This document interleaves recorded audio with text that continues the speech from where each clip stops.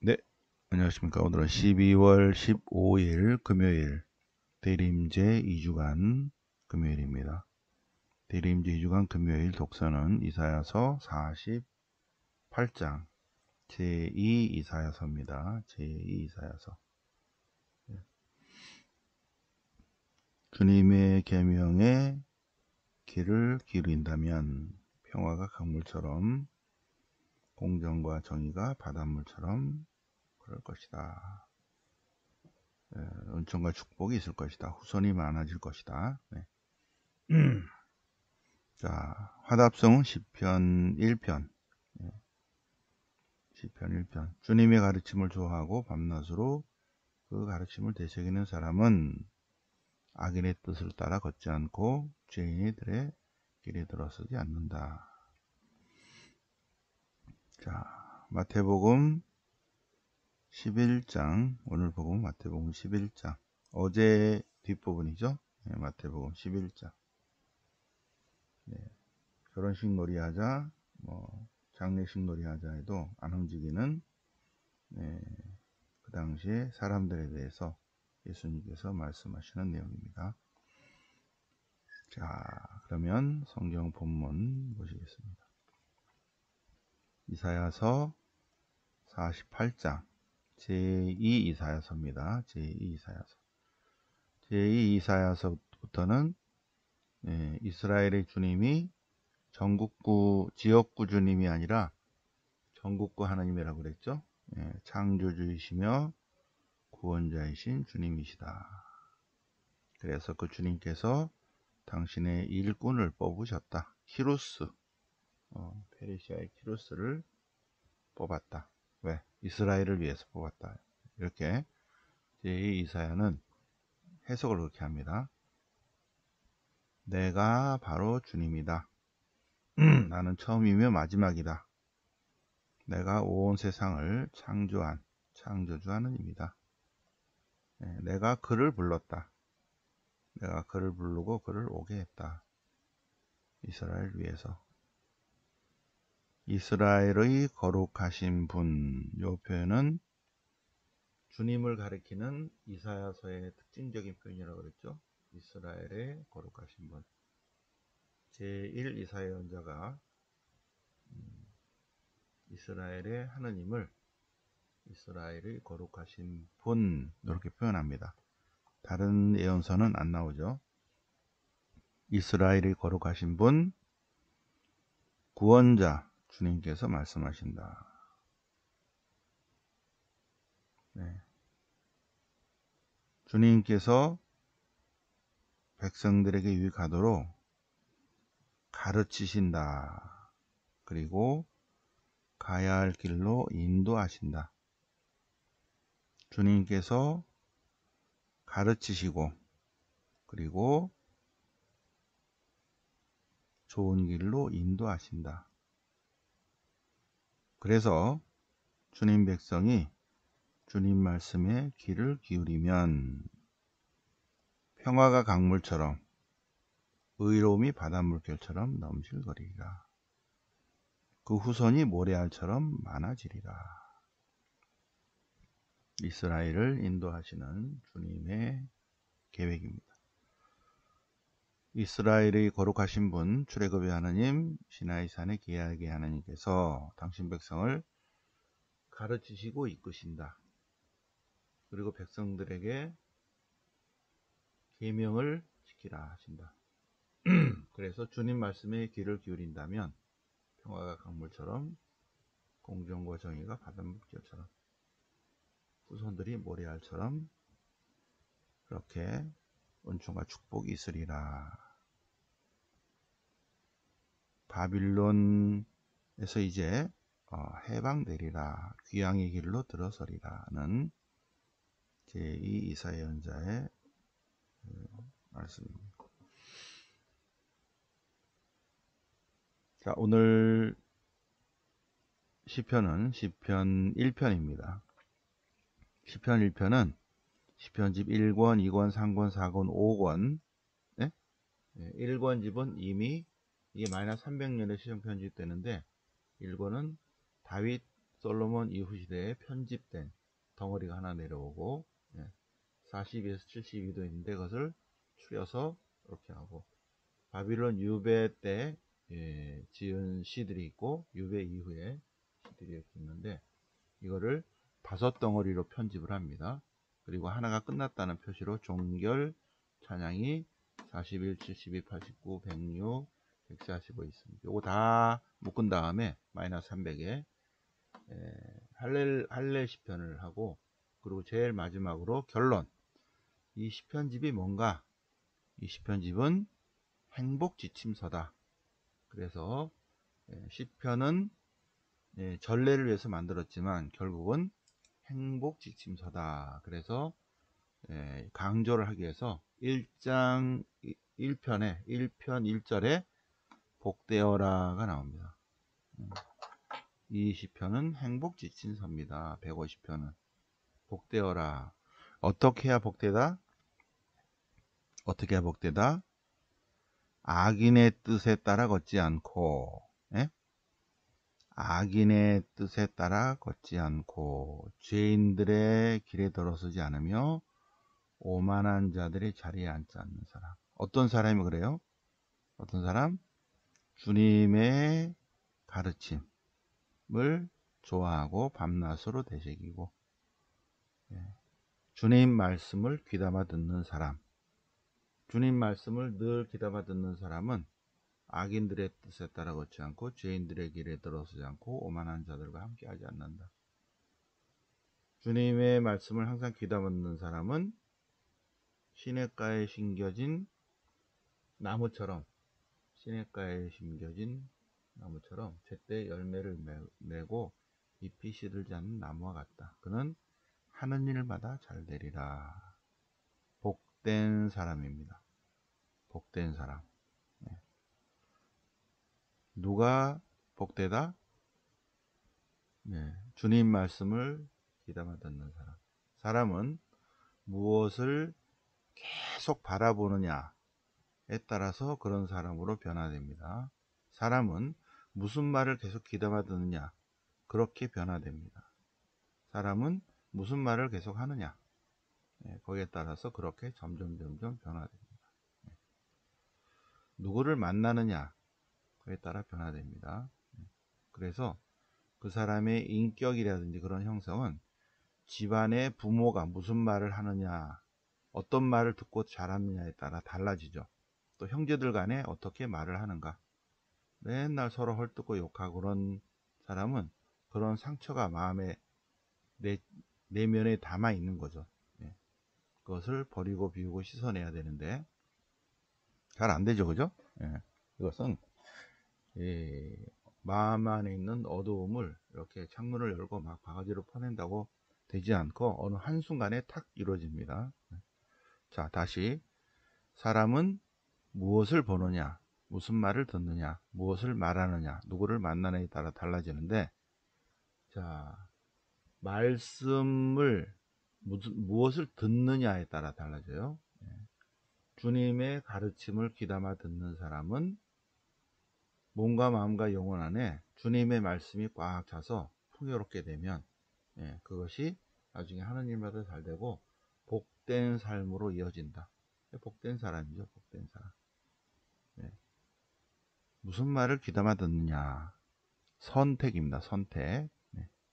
그래서 이렇게 했는데 어떻게 선택을 했는데 잘 된 거 있죠. 이것은 하늘이 돕는다, 이런 말이 있잖아요. 우리가 늘 도움을 청한다면 항상 좋은 쪽으로 우리를 이끄시는데 좋은 쪽으로 이끕니다. 좋은 사람을 만나고 좋은 말씀을 듣고 좋은 말을 하고. 그래서, 자, 무슨 말을 귀담아 듣느냐에 따라서 사람이 점점 변하는데, 마태복음 11장 세례자 요한에 관한 쭉 얘기하다가 오늘 복음, 이 세대가 어떤 세대냐, 예수님께서 이 세대를 무엇에 비길까?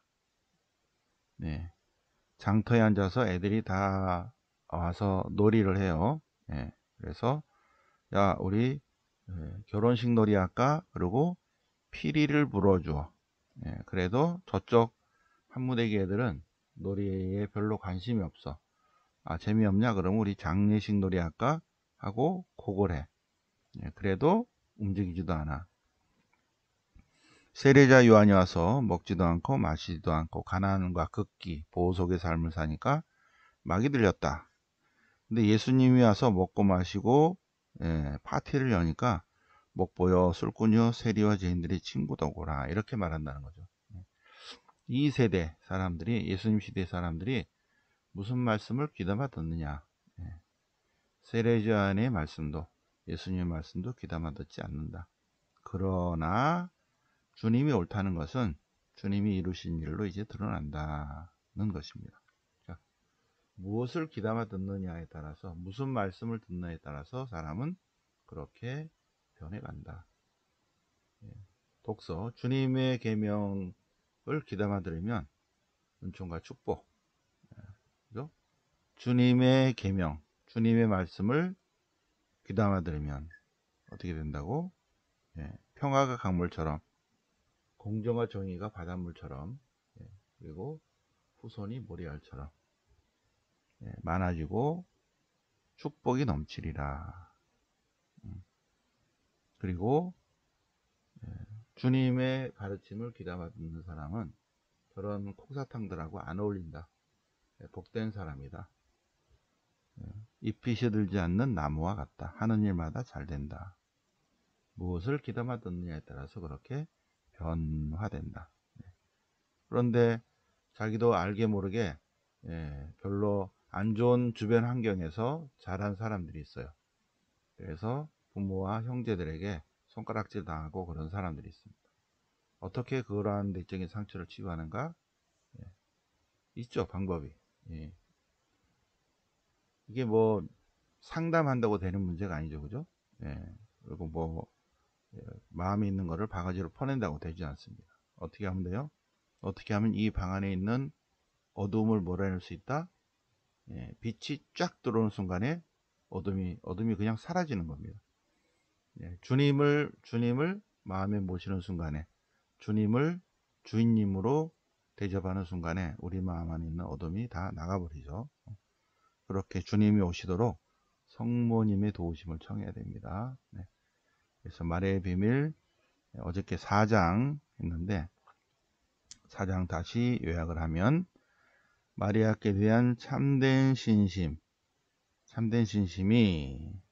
별로 특별한 신심이 없는 사람도 있고 그냥 보통으로 묵주기도 하고 뭐 레지오 단원하고 하는 사람도 있지만 세 번째 신심은 참된 성모 신심이다. 참된 성모 신심은 모든 것을 마리아와 함께 마리아 안에서 마리아를 통해서 마리아를 위해서 한다. 그래서 그 참된 성모 신심을 가진 사람은 어떻게 한다? 어느 한 축일을 택해서 봉헌식을 한다. 그래서 우리는 8월 15일 성모 순천 대축일 전에 그리고 주님 성탄 대축일 전에 어느 날을 한 선택해서 토요 성모 신심에서 어떻게 한다? 우리의 모든 것을 성모님께 맡겨드린다. 이러한 예식을 하는 사람과 안 하는 사람, 이걸 예식을 하는 사람이 참된 성모심이에요. 봉헌식을 한 사람과 안 한 사람은 하늘과 땅 차이다. 성모님이 특별히 돌보신다는 거예요. 그래서 제가 이렇게 내년부터는 그 사람들을 이렇게 카톡에 넣어놓고 쭉 보려고 그래요. 그래서 이제 명찰을 만드는 것입니다. 그동안에는 뭐 편지 낸 사람이 있고 안 낸 사람도 있고 봉헌식 편지 쓰라는데도 봉헌식에 왔는데 낸 사람도 있고 안 낸 사람도 있고 그냥 봉헌금만 낸 사람도 있고 형식적으로 한 사람도 있고 이래요. 이번부터는 명찰을 딱 만들어서 저 봉헌식 합니다. 명찰 여기 올려드렸다 그래요. 그날 오느냐가 문제예요. 이렇게 해서 그날 오시잖아요. 이렇게 이 명단이 명찰을 다 만들어요. 제가 만들면 그날 오시는 분들은 자기 명찰을 성모님 앞에 놓겠죠. 그죠? 그럼 제가 그걸 다 모아가지고 그 중에 편지 낸 사람도 있고 안 낸 사람도 있을 거예요. 그게 중요한 게 아니라 스카폴라를 받고 그 다음에 명찰을 자기 봉헌이식 했습니다 하는 거를 명찰을 성모님 앞에 놓고 자리에 들어갑니다. 예, 봉헌식을 할 때 자기 초와 장미와 봉헌 편지를 3개를 들고 장미 목걸을 초를 봉헌하고 장미를 봉헌하고 초를 봉헌하고 그 다음에 성모님께 드리는 특별 편지를 봉헌하고 그리고 저한테 올라오셔서 스카플라를 받고 이렇게 내려가면서 다시 자기 명찰을 성모님 앞에 이렇게 봉헌하는 그러한 5가지 예식이 있습니다. 네. 그거를 한 사람과 안 한 사람은 하늘과 땅 차이다. 그냥 레지오단을 할 수 있어요. 목주기도 할 수 있고 그런데 그것과 이거는 큰 차이다. 예, 참된 성모신심으로 우리의 모든 공로까지 성모님 손에 맡겨드린 거다. 그거를 예식화한 거예요. 예식화. 봉헌식이라는 게. 자, 그래서 사랑의 노예가 된다. 이렇게 참된 성모신심은 얼마나 탁월한가. 참된 성모신심을 가진 분들은 성부, 성자, 성령을 점점 본받게 된다. 예수님을 흠숭하고 우리의 선행이 성모님으로 인해서 정화된다. 마치 어느 농부가 자기의 사과를 직접 왕에게 바치지 않고 먼저 성모님께 바치면 성모님께서는 썩은 것들을 다 도려내고 사과를 꽃으로 둘러싸서 금쟁반에 놓아서 농부 대신 임금님께 올릴 것이다. 그럼 임금님은 그 사과를 거절할 수 없다. 그래서 우리가 먼저 성모님께 봉헌한다. 이것이 굉장히 중요하다. 그리고 성모님께 봉헌하는 것은 이웃에게 자선을 베푸는 것이다. 그리고 이렇게 성모님께 대한 완전 봉헌으로 우리의 모든 것이 성모님에서 보존될 수 있다. 빼앗기지 않는다. 그리고 참된 성모신심, 성모님께 봉헌하면 우리 영혼이 인너 프리덤, 내적인 자유를 누린다. 그래서 권태나 슬픔이나 불안이나 우울증 이런 것은 다 성모님이 없애주신다. 안 되면 계속해. 그러면 반드시 은총과 축복이 있을 것이다. 그런데 이것이 한 번 봉헌한 걸로 충분하지 않다. 지속적으로 할 수 있냐? 대체로 항구하게 이 정신을 실천한 사람이 드물다. 그래서 제가 1년에 2번씩 하는 거예요. 빠지지 않고 할 수 있도록. 그리고 지나고 보면 이게 성모님이 이렇게 좋은 길로 이끄셨구나 라는 것을 체험하게 됩니다. 참된 성모신심은 모든 것을 마리아와 함께, 모든 것을 마리아 안에서, 모든 것을 마리아를 위하여 하는 것입니다. 모든 것을 마리아를 위하여, 그죠? 마리아를 통하여, 그리고 마리아를 위하여 한다.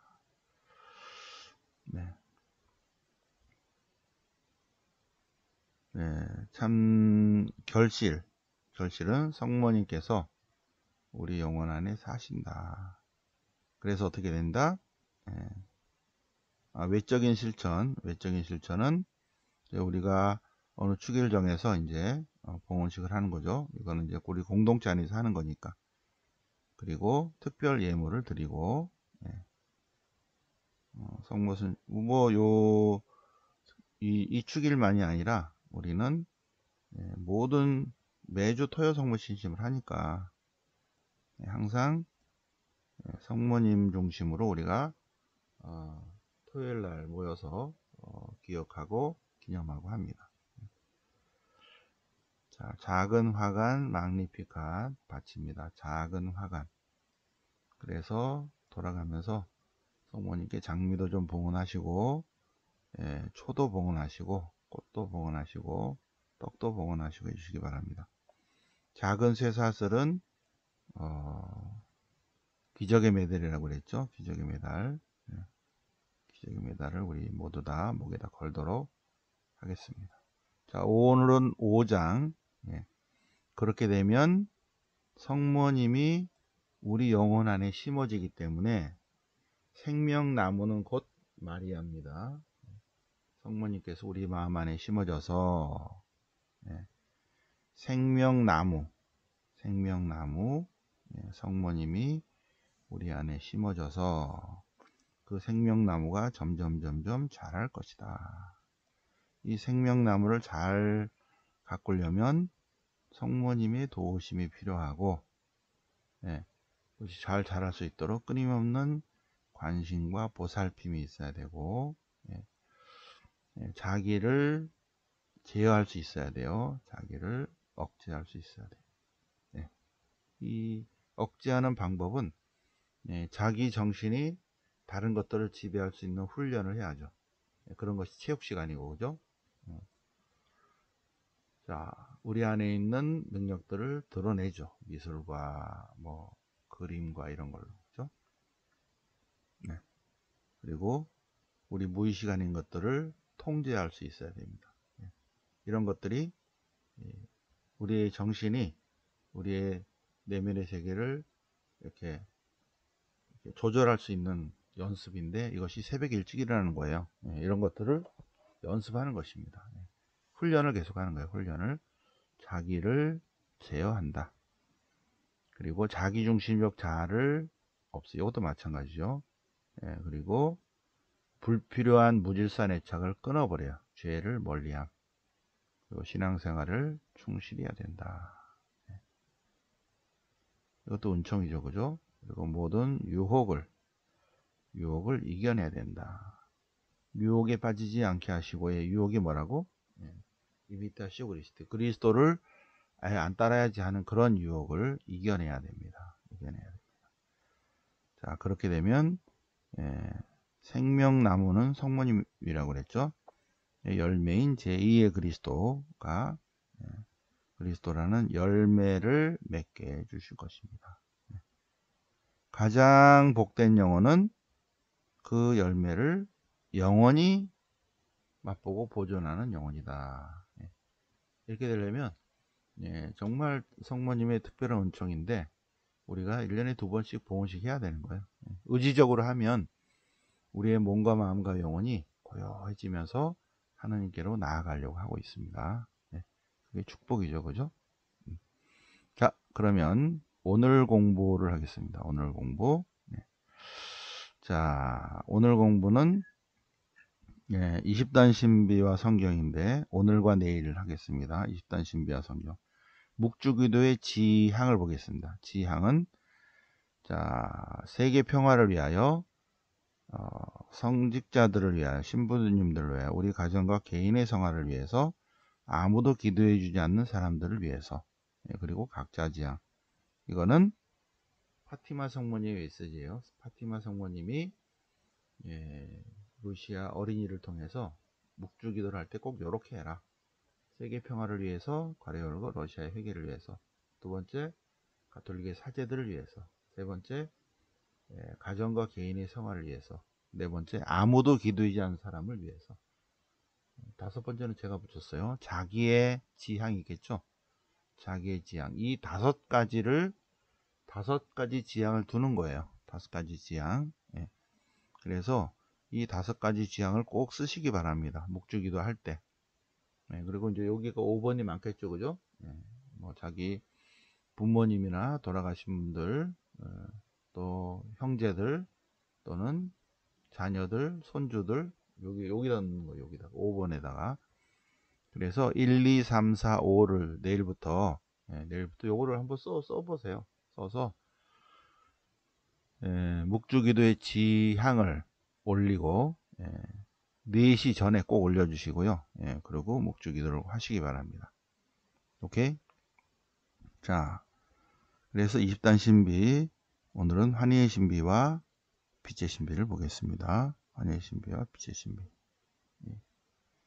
자, 환희의 신비 1단, 마리아께서 예수님을 잉태하신 내용은 루카복음 1장에만 나온다.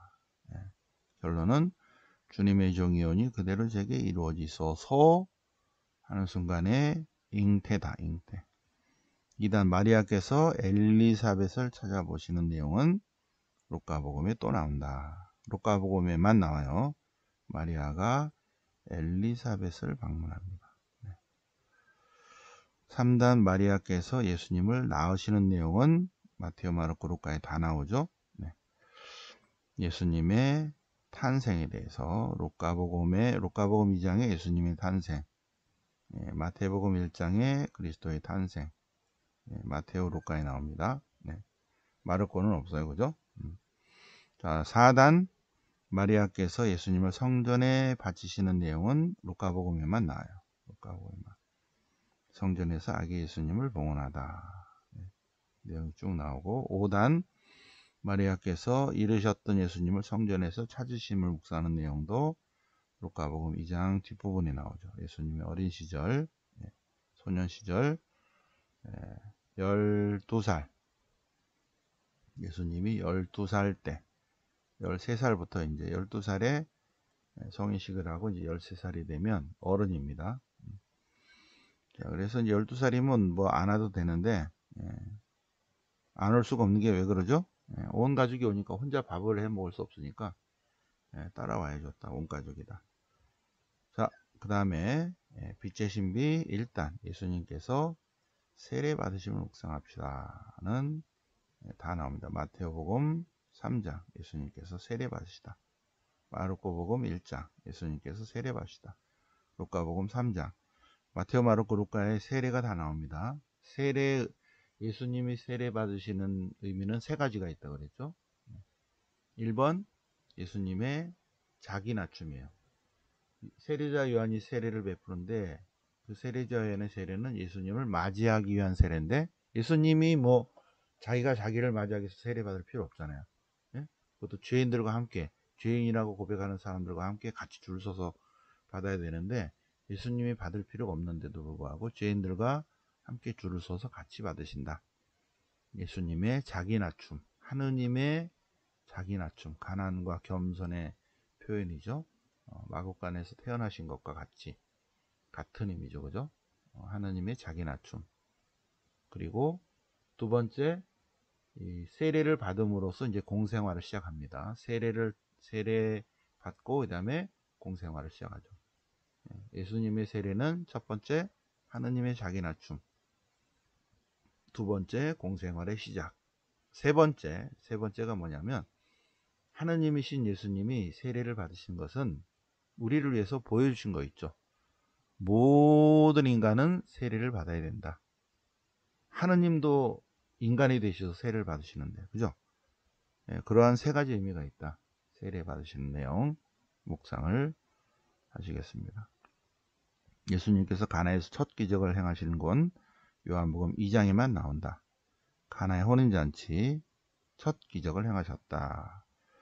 예수님께서 이렇게 갈릴레아 가나에서 첫 표징을 일으키셨다.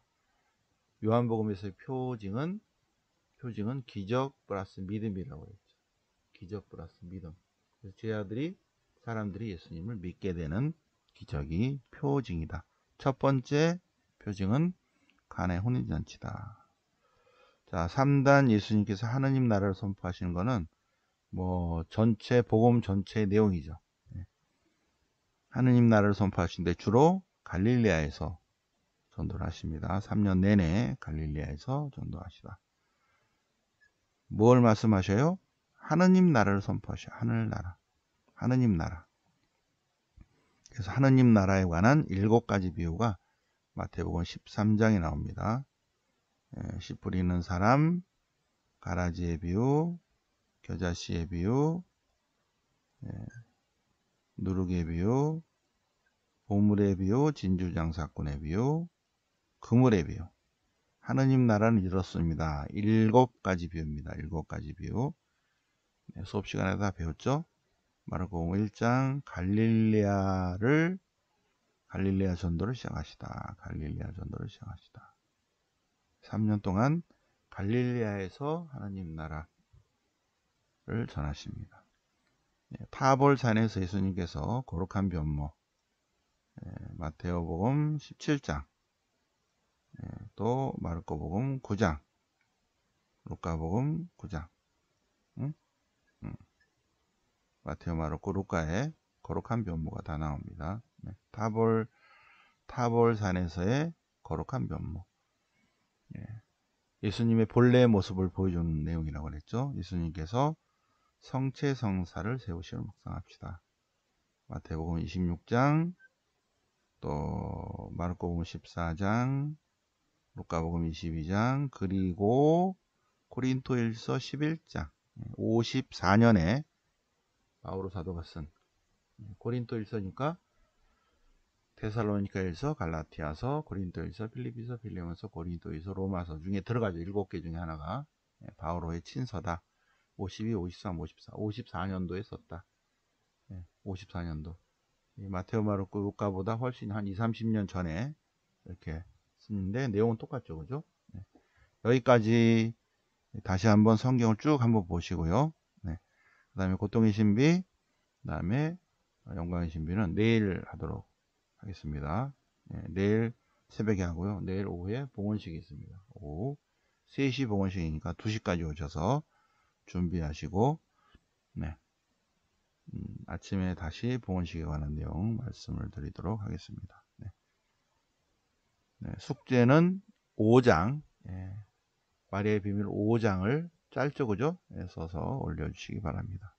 오늘 12월 15일 금요일 대림제 2주간 금요일을 맞아서 독서, 화답송, 복음, 그리고 마리아의 비밀, 그리고 40일 복음 묵상 같이 새벽반 공부해 보셨습니다. 영광의 성부와 성자와 성령께 전과 지지 항상 영원히 아멘. 성부와 성자와 성령 이름으로 아멘.